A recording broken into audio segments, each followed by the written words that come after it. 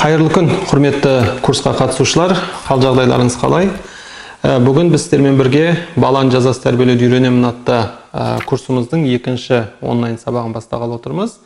Бүгін жалпы осы жаза ұғымына анықтама беріп, осы жазаның не үшін берілетіндігі туралы тоқталып өтетін боламыз. Одан кейін жалпы пайғамбарымыздың өмірінде жаза деген нәрсе қаншалықты орын алған, сол жайында қысқаша сөйлесетін боламыз. Сонымен жаза деген нәрсені мен енді өткен сабақта да айтқанымдай, оны кең мағынада қолданып жүрмін. Яғни менің түсінігімдегі жаза ол тек қана баланы бұрышқа тұрғызып қою, аяғын көтеріп қою, теріс қаратып қою деген секілді сөзбе-сөз мағынадағы жаза емес. Мен жаза деген кезде көбінесе немесе жазалау деген кезде жалпы негативті әдістердің бәрін қамтуға тырысудамын. Сондықтан да мен бұны тағы да бір ескерте кеткен болайын, бірақ алдағы уақыттарда жаза деген кезімде дәл осылай түсінулеріңізді сұраймын. Енді жаза қысым деген нәрсені жалпы алып қарайтын болсақ, бұл деген баланың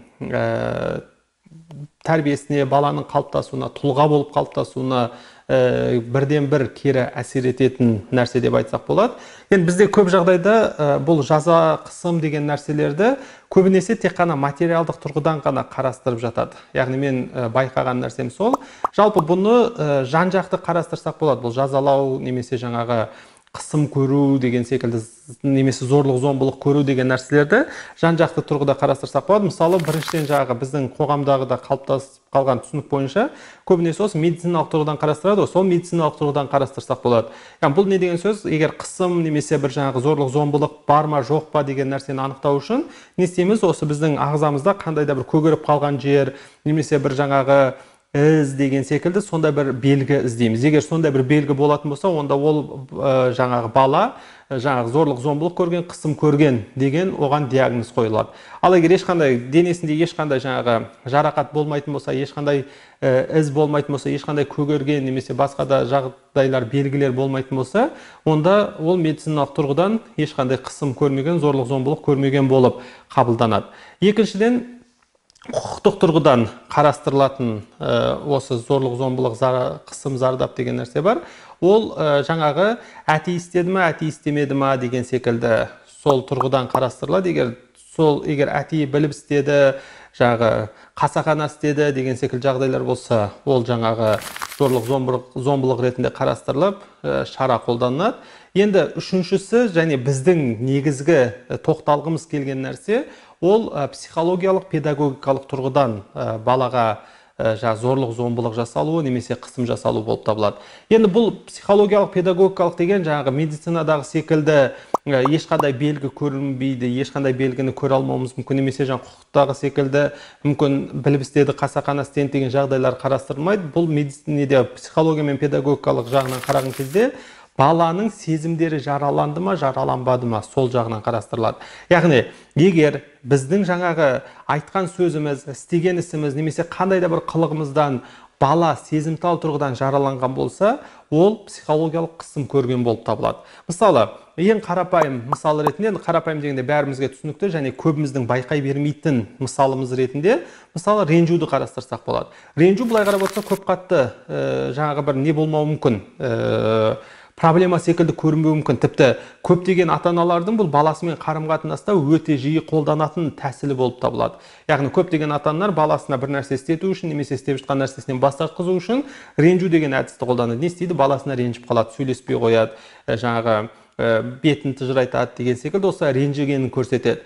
Яғни былай қарап отырсақ, ешқандай денеде зақым жоқ, ешқандай қасақану немесе басқа секілді құқықтық тұрғыдан да оны бір проблема ретінде қарастырмаймыз, бірақ та психологиялық тұрғыдан қараған кезде ренжу ол психологиялық қысым болып табылады. Сіз оны ренжу арқылы, оны елемеу арқылы, оны жоқ секілді қабылдау арқылы сіз оған негізі үлкен бір қысым жасап жатырсыз. Яғни үлкен бір психологиялық қысым жасап жатырсыз. Міне сондықтан да бұл да біздің түсінігіміз бойынша ренжу деген нәрсе ол жаза категориясына кіреді. Яғни негативті әдіс категориясына кіреді. Міне осы секілді жалпы жазаға әртүрлі көзқарастар бар, бірақ біз осының ішіндегі осы сезімдердің жаралануы мәселесіне көбірек тоқталатын боламыз.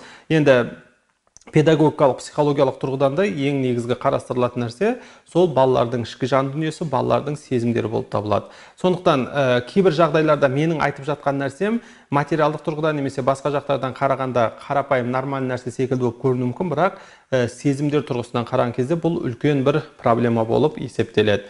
Енді жаза дегеніміз не, немесе жазалау жалпы тәрбие тетігі бола ала ма деген нәрсеге келетін болсақ, енді өкінішімізге орай біздің Қазақстанда біздің көптеген біздің отандастарымыз деп айтайық па, жалпы біздің азаматтар жазаны тәрбие тетігі ретінде қарастырады екен. Бұны енді мен өзім жаттанды түрде айтып отырған жоқпын, мен бұны статистикаға сүйене отырып айтып отырмын. Жалпы Біріккен ұлттар ұйымына қарасты балалардың құқығын қорғауға байланысты ЮНИСЕФ ұйымының осындай бір сауалнамасы өткізілген болатын. Сол сауалнамада қарапайым ғана бір сұрақ сұралған: баланы ұрып соғып тәрбиелеуге бола ма, немесе жазалау тәрбие тетігі бола ала ма деген сұрақ сұралған кезде сауалнамаға қатысқандардың 75%-ы жаңағы ұрып соғып тәрбиелеуге болады деген жаңағы не істеген екен, жауап берген екен. Және одан да жаңағы аяныштысы, жаңа 75%-дан 67%-ы бұны жай ғана солай ойлап қоймайды екен, бұны кәдімгідей өмірінде қолданады екен. Яғни шынымен сол ұрып соғу арқылы, жазалау арқылы баланы тәрбиелеуге тырысады екен. Міне, бұл деген шындығына келген кезде үлкен бір жаңағы сұмдық трагедия болып есептеледі. Яғни біздің қоғамда былай қарап отырсақ, 4 адамның 3-і осылай ойлайтын болса, бұл деген біздің балаларымыздың болашағына балта шабылып жатыр деп айтсақ болады. Өткен сабақты естеріңізге түсіріңіздер, балаларыңыздың болашағына балта шаппаңыздар деген еді қой.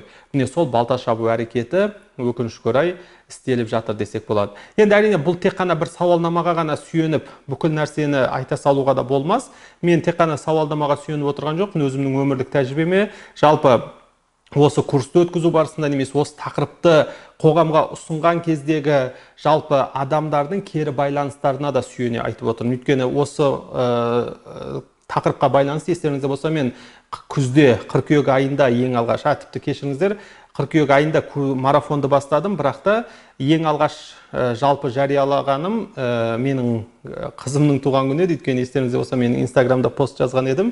Ең маңызды күндерімді осындай ең маңызды іс-шараларды маңызды күндерде бастаймын деп өзімнің қызымның туған күнінде бастаған болатынмын, тамыздың ортасында. Міне сол кезде ең алғаш осы шыққан кезде менің жекеме дайректке келген хабарламалар, немесе WhatsApp арқылы жазылған хабарламалар, или кездесіп жүзбе-жүз сөйлескен кездегі айтылған нәрселерге сүйенетін болсақ, көбінің әлі жазалаудан бас тартқысы келмейтіндігіне көзім жетті. Жазалауды қалыпты нәрсе ретінде бізде таяқ жеп өстік қой, жаман болған жоқпыз деген секілді әртүрлі желеулердің артына жасырына отырып, жаңағы әлі күнге дейін жазалау әдісінен бас тартқысы келмейтін, әлі күнге дейін жазалауды ақтап алғысы келетіндігіне менің көзім жетті. Сондықтан да өкінішке орай бұл біздің қоғамдағы ең басты проблемалардың біреуі болып табылады. Біз бұны өкінішке орай өте қалыпты деп қарастырудамыз. Сондықтан біз осыны жою үшін осы біздің алғашқы сабақтарымызда біріншіден ата-аналардың қолданатын зардаптарын, кешіріңіздер, ата-аналардың қолданатын сылтауларын жоюға тырысамыз. Яғни ата-ана жазаны қолдану барысында қандай сылтаулар қолданады. Солардың бәрін қарастырып, олардың ақылға қонымсыз екенін, оларды қолдануға болмайтындығын айтуға тырысамыз. Одан кейін келесі сабақтың екінші жартысында, жаңағы осы алғашқы айдың екінші жартысында біз зардаптарын түсіндіреміз. Жазаның зардаптары қандай? Яғни жаза балаға қандай кері әсерлерін тигізеді? Балаңыздың тәрбиесіне қандай проблемаларды қосымша ала келеді? Осыларды қарастыратын боламыз. Сондықтан да бірінші ай осы жазаның зардаптарын сіздермен бірге толыққанды қарастырып, жазадан сіздерді жиіркендіруге Құдай қаласа тырысатын боламыз. Енді жаза тәрбие тетігі бола ала ма деген нәрсеге Мағжан Жұмабаев атамыздың педагогика деген кітабынан үзінді ретінде алынып, менің авторлық кітабыма қойылған шағын бір мәтінді сіздермен бірге оқиық. Естеріңізде болса, осы мен жазалау тақырыбына байланысты өзімнің авторлық кітабымды шығарған болатынмын. Баланы жазасы тәрбиеле деп аталатын. Осы жерде жазалау тәрбие тетігі бола ала ма деген бөлімде осы сұраққа Мағжан Жұмабаев атамыздың жауабын мен қысқаша үзінді ретінде келтірген болатынмын. Соны сіздермен бірге оқып өтейік, одан кейін ары қарай жалғастырайық. Бұл сұрақтың жауабын Мағжан Жұмабаев атамыздың педагог кітабынан үзінді келтіре отырып бастайын деген едім. Жоғарыда айтылған баланы қорқыту қате деген сөзден балаға жаза қылудың дұрыс еместігі келіп шығады. Яғни баланы жазамен қорқыту еш дұрыс емес, дейді Мағжан атамыз. Жазамен қорқытқанда бала бір нәрсені істегісі келіп істеп, болмаса істемегісі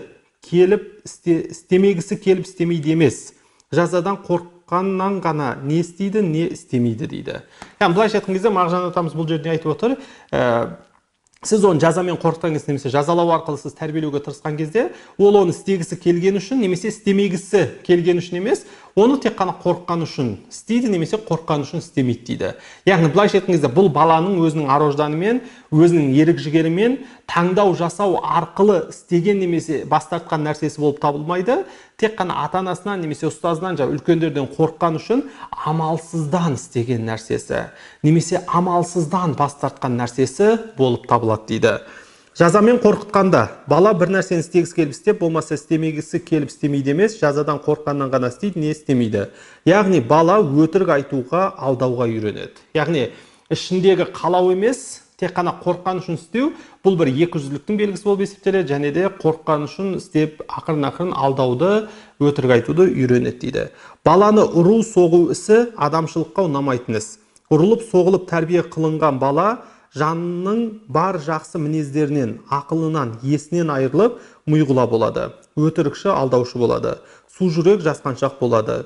Ұру баланың денесіне де көп зиян келтіреді дейді. Яғни мынау 20-шы ғасырдың басында Мағжан атамыздың өзінің педагогика кітабында жазып кеткен нәрсесі. Бұлай қарап отырсақ, сол 20-шы ғасырдың өзінде жазаның зардаптарын шырылдап Мағжан атамыз өзінің кітабына жазып кеткен екен, бірақ өкінішімізге қарай көбіміз ол кітаптың бар екенін де білмегендіктен, оқымағандықтан Мағжан атамыздың айтқан кеңестері біздің құлағымызға келіп жетпеген, өкінішке орай.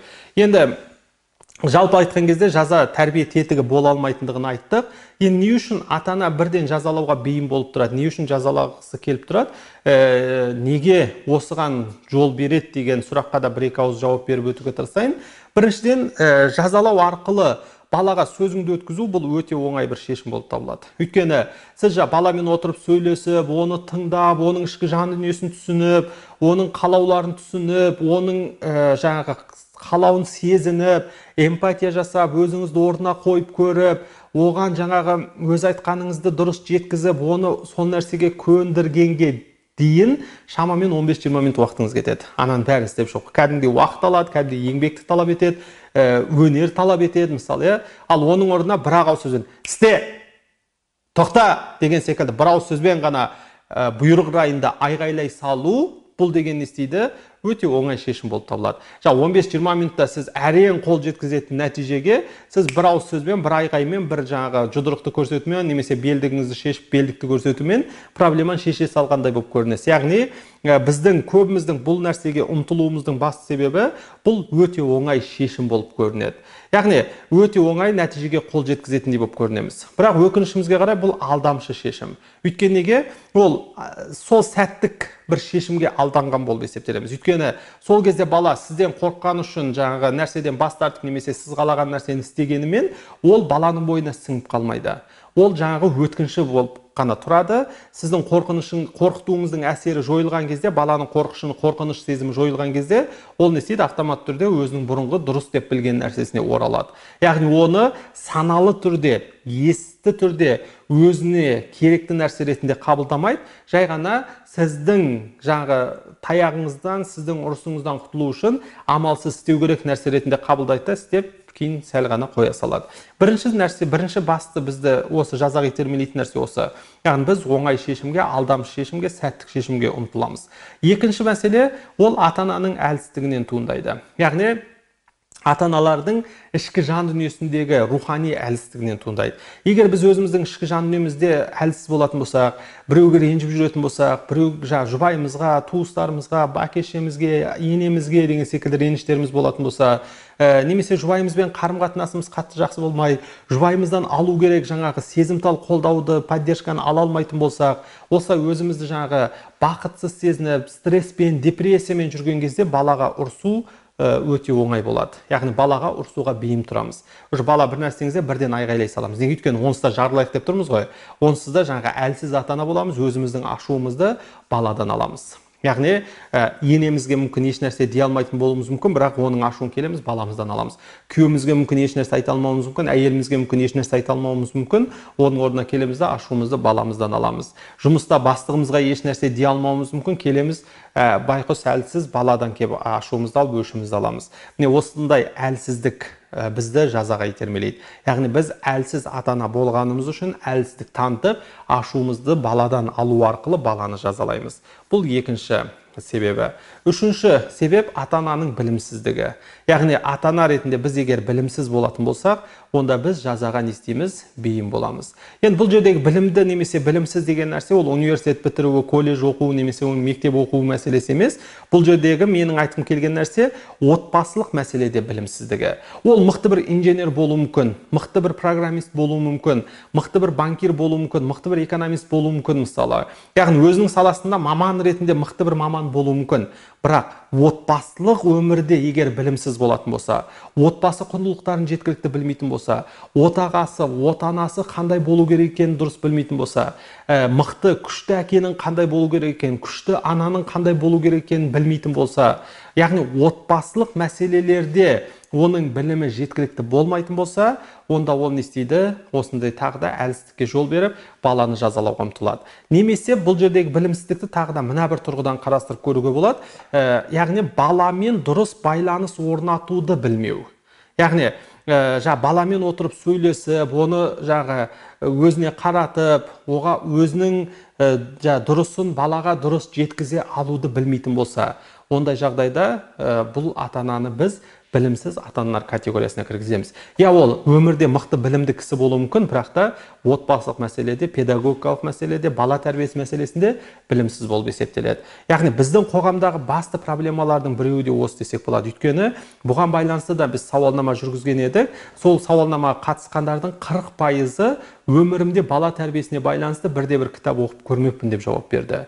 Енді ойлап көріңіз, егер сіз бұны білім ретінде іздестірмейтін болсаңыз, бұл өнерді игеруге тырыспайтын болсаңыз, онда әрине сіз баламен дұрыс байланыс орнатуды білмейсіз. Дұрыс байланыс орнатуды білмегеннен кейін өзіңіз сол білетін, бала кезіңізден көріп өскен күш қолдану деген нәрсеге қайттан жол беріп қоясыз. Міне, бізді жазалауға итермелейтін басты себептер осылар десек болады. Енді біз осы күш қолдану арқылы, жазалау арқылы баланы тыңдатқанымызбен бұның бәрі негізі өткінші шешімдер болып есептеледі. Өйткені бұл күшпен берілген нәрсе ол тәрбие болып есептелмейді. Яғни біз күшпен тәртіп орната аламыз, бірақ күшпен баланы тәрбиелей алмаймыз. Яғни біздің күшіміздің, қорқытуымыздың арқасында бала түп-түзу жүруі мүмкін, тып-тыныш отыруы мүмкін, бірақ та баланың біз ішкі жан дүниесіне әсер ете алмаймыз. Яғни бала онымен иманды болып кетпейді күштен қорққан үшін. Онсыз да білесіздер, иманда зорлық, қинау жоқ деп айтады. Яғни сіз қылышты мойнына тақап тұрып, Аллаға иман етесің деген секілді оны күштей алмайсыз. Өйткені неге? Ол тікелей жүрекпен, Аллахпен құлдың арасында жеке болу керек мәселе.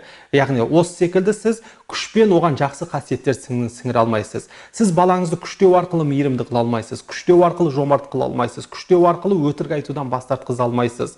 Яғни өздеріңіз де байқап жүрген шығарсыздар, айналаңыздағы адамдардан, керісінше сіз оны күштеп, қыспаққа алып, тергеп, бәрі нәрсені біліп отыруға тырысқан сайын, балаңыз одан ары профессионал өтірікші бола бастайды. Міне, жалпы күштеу арқылы біз балаға тәрбие бере алмаймыз, тек қана тәртіп орната аламыз. Егер сіз үшін тек қана тәртіп маңызды болатын болса, онда жазалауды қолданып, ары қарай тәртіпті бала қылып жүрсеңіз болады, былайша робот бала қылып. Ал жоқ, сіз үшін тәрбие маңызды болатын болса, онда сіз жаңағы не істеу керексіз? Балалардың сезімдерімен жұмыс істеу керексіз, ішкі жан дүниесімен жұмыс істеу керексіз. Яғни тәртіпті балалардың бәрі тәрбиелі болмауы мүмкін, бірақ егер тәрбиелі болатын болса, ол баланың тәртіпті болуы негізі өте оңай деп айтсақ болады. Сондықтан да менің сіздерге ұсынысым тәрбиелі және тәртіпті балалар тәрбиелеуге тырысыңыздар. Ол үшін де жаза деген нәрседен барынша аулақ болуға тырысыңыздар. Енді бұл нәрселерді былай айтайық, сіз күштеу арқылы негізі Мағжан атамыз айтып өткен жасық болу, өтірікші болу, алдаушы болу деген секілді, мейірімсіз, қатыгез болу деген секілді барлық нәрсені баланың бойына сіңіретін боласыз. Сондықтан бұл мәселеден барынша аулақ болыңыздар. Бұны біз Құдай қаласа алдағы сабақтарымызда бұл зардаптардың әрқайсына жеке-жеке нақты дәлелдермен тоқталатын боламыз. Енді мен сіздермен бірге бір маңызды бір мысалды қарастырып өтейін. Енді мынандай бір жағдайды көз алдыңызға елестетіп көріңіздерші. Мысалы, үйіңізге қонақ келді, қонақ келді, жаңағы қонақ келген кезде білесіз ғой, балалар кішкене еркелеп, жаңағы еркіндік сезініп кетеді. Өйткені күнде үйде қысымен ұстап тұрады да, қонақ келген кезде қонақтың көзін шошыта алмайтынын біледі да, балалар кішкене еркінсе былай деп тыныс алғысы келеді да. Ойлаңызшы, бір демалтпай бір таза ауаға шықсаңыз, ол барынша тыныс алып демалып алғысы келеді. Сол секілді балалар да жаңағы қонақ келген кезде жақсылап бір демалып тыныс алғысы келеді да, жаңағы еркін ойнап кетеді. Осындай бір жағдай болды дейік. Сөйтіп бала сізді сөзіңізді тыңдамай, сізді мазақтап, сіздің айтқан сөзіңізді келемеждеп, өзіңізді қайталап, жаңағы папугай секілді әрекеттер жасайтын болса, сіз не істер едіңіз? Сіздің реакцияңыз қандай болар еді? Бүкіл ойлаңыз, қонақтарыңыз, жақындарыңыз отыр, балаңыз келіп сөйтіп сайқы мазақтық жасап жатыр, мысалы, сондай бұзықтықтар, еркеліктер жасап жатыр. Сіздің реакцияңыз қандай болар еді? Енді айтуыңыз мүмкін, жаңағы шақыр балам, жеке түсіндірем, олай істеуге болмайды деп айтам деген секілді айтуыңыз мүмкін. Қаласаңыз, бұл нені тақырып тапсырмаңыз, сұрақты кішкене қиындата түсейік. Мысалы сіз айтайық, діни ұстанымдарға берік намаз оқитын намазхан кісісіз. Сөйтіп тағы да сол үйге қонақтар келіп, азан шақырылып жатқан кезде балаңыз азанды мазақтаса не істер едіңіз? Өзіңіздің сөзіңіз емес, енді бұл жол азанды мазақтаса, және бүкіл елдің алдында осылай азанды мазаққа айналдырса, сіздің реакцияңыз қандай болар еді? Баламен қандай қарым-қатынас орнатар едіңіз? Бір сәт қаласаңыздар, осыны ойланып, өздеріңіздің жауаптарыңызды бір шетке жазып қойып, одан кейін ары қарай менің айтатын нәрсемді тыңдаңыздар. Одан кейін өзіңіздің айтқаныңыз бен менің бұдан кейінгі айтқан нәрсемді салыстыра отырып, қаншалықты дұрыс сәйкес жауап бергеніңізге қарап көрсеңіз болады негізінен.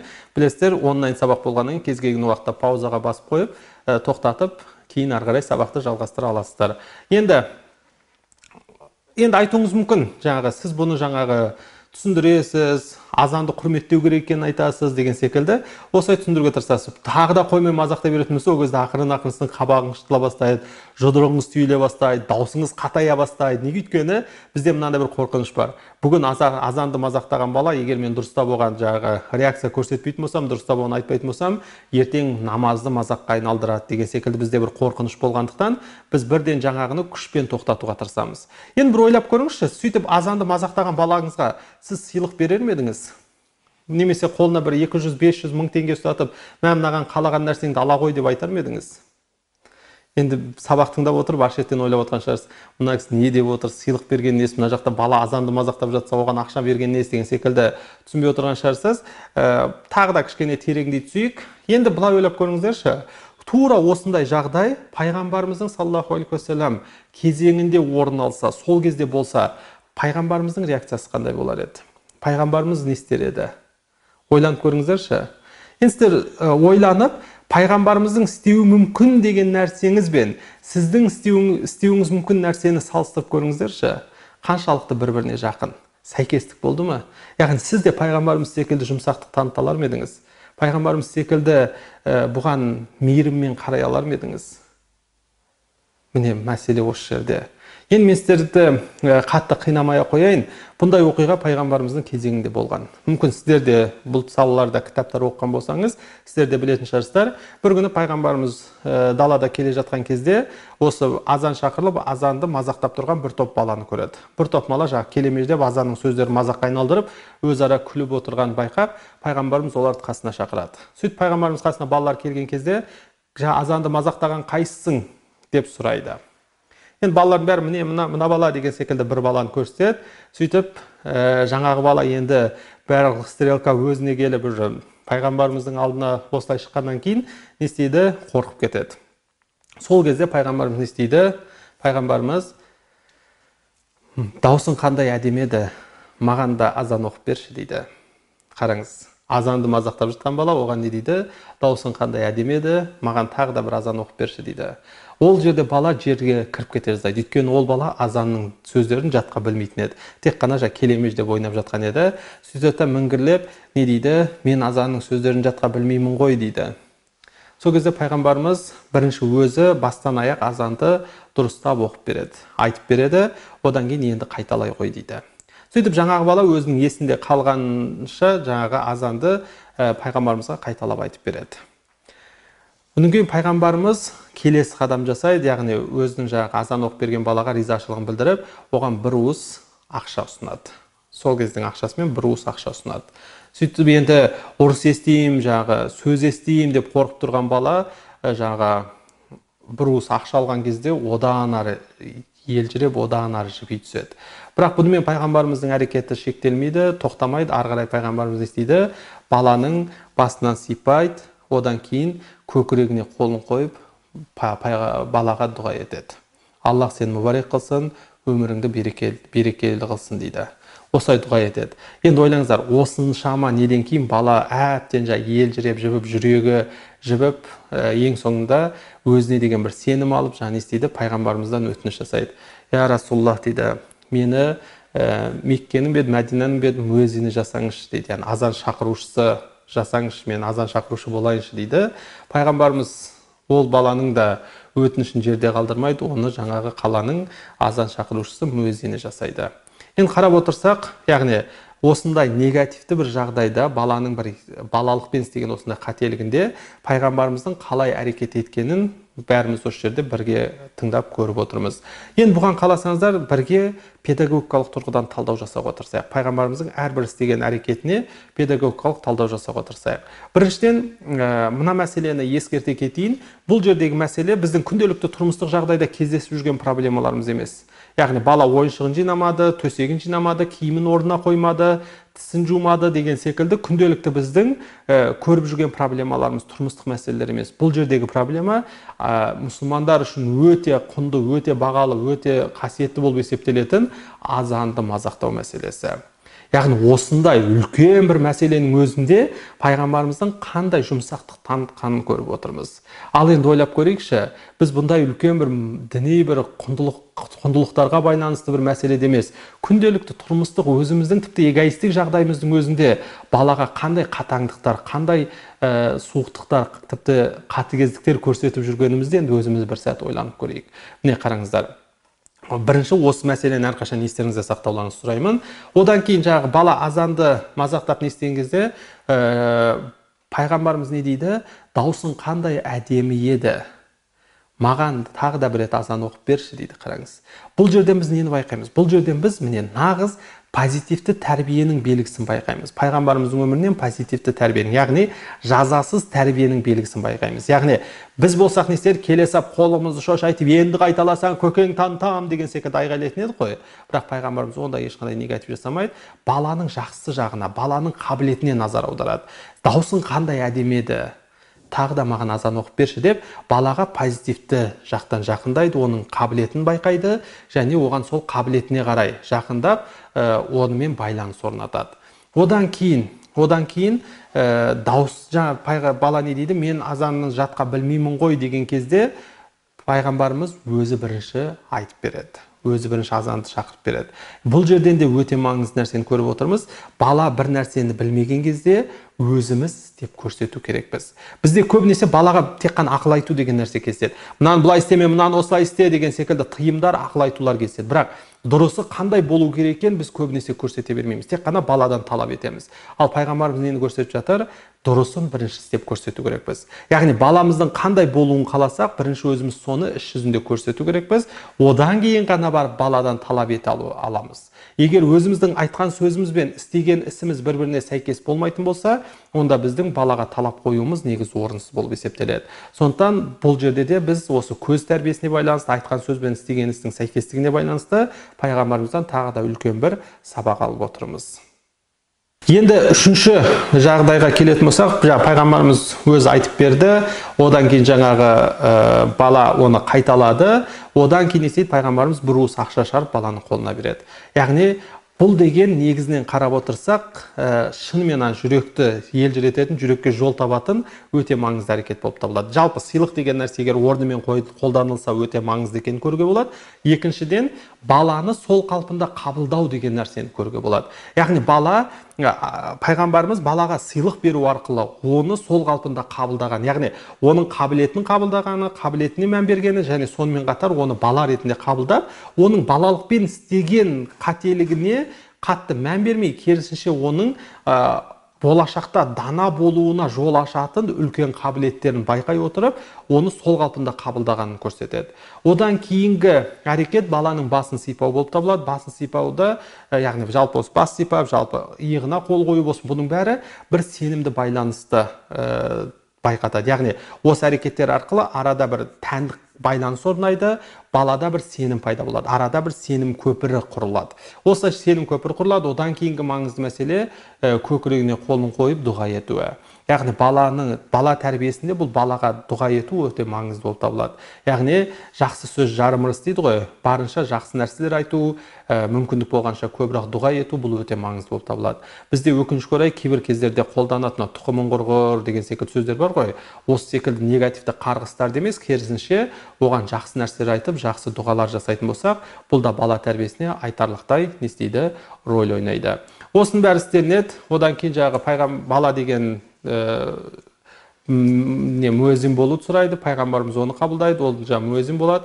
Осылайша былай қарап отырсақ, бір азанды мазаққа айналдырған баланы бір қаланың үлкен муэзині болатын, азан шақырушысы болатын үлкен бір неге, дәрежеге көтереді. Бұның бәрі осы жазасыз тәрбие арқылы не істелінеді, орын алады. Яғни былай қарап отырсақ, балалықтан даналыққа осылайша жол тартады.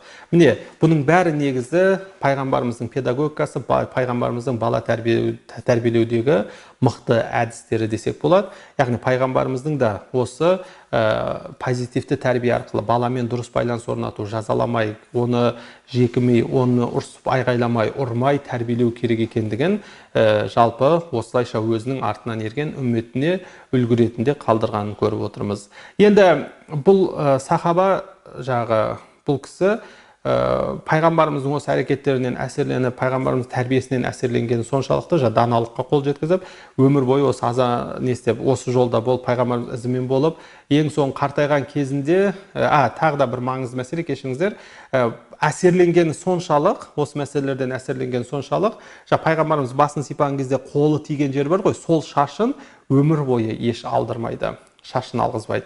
Кішкене жасы егде тартып қартая бастаған кезінде айналасында кісілер айтады, мына шашың қатты ұзып, ұсқының бұзылып кетті ғой, мына шашыңды алғызсайшы, я Абу Махзура дейді. Аты Абу Махзура еді бұл кісінің. Дейді, сол кездегі Абу Махзура деген сахаба айналасында кісілерге ренішін білдіре отырып былай дейді: сендер ол шашқа кімнің қолы тигенін ұмыттыңдар ма дейді.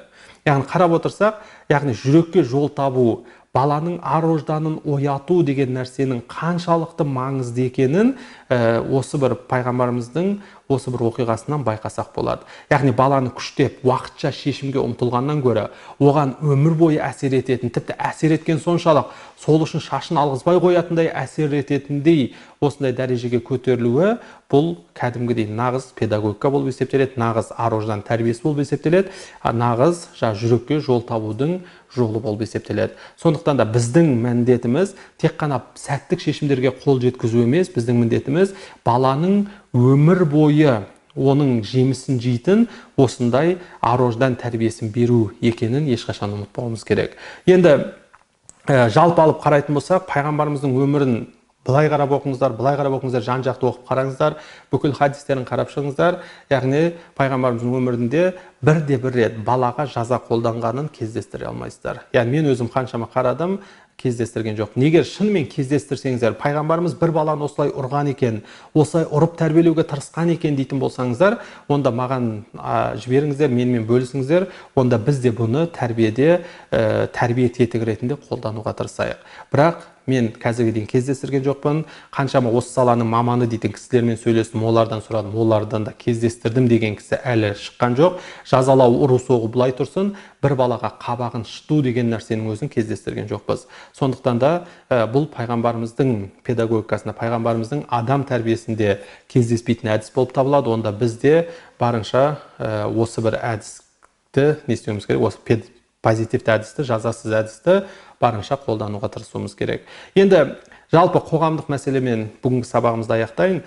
Жалпы ойлап көріңіздерші, біздің қазіргі өмір сүріп жатқан әлемімізде адамды ұрып соғу, жазалау былай тұрсын, жануарлардың өзін ұрып соғуға тыйым салатын, ұрып соқса қудалайтын арнайы халықаралық ұйымдар бар.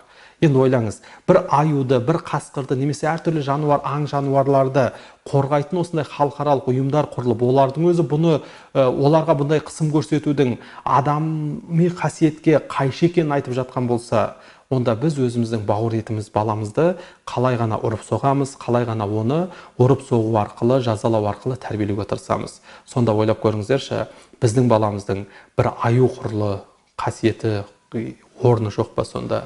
Сондықтан құрметті ата-аналар, жазалау деген нәрсе ешқашан тәрбие тетігі бола алмайды. Ол тек қана сәттік шешімге ұмтылу, немесе біздің әлсіздігіміз, немесе біздің білімсіздігіміз болып есептеледі. Сондықтан менің сіздерге ұсынысым, сәттік шешімдерге алданбаңыздар, әлсіз болмаңыздар, білімді болуға тырысыңыздар. Бәріңізге сәттілік тілеймін. Келесі сабақта кездескенше.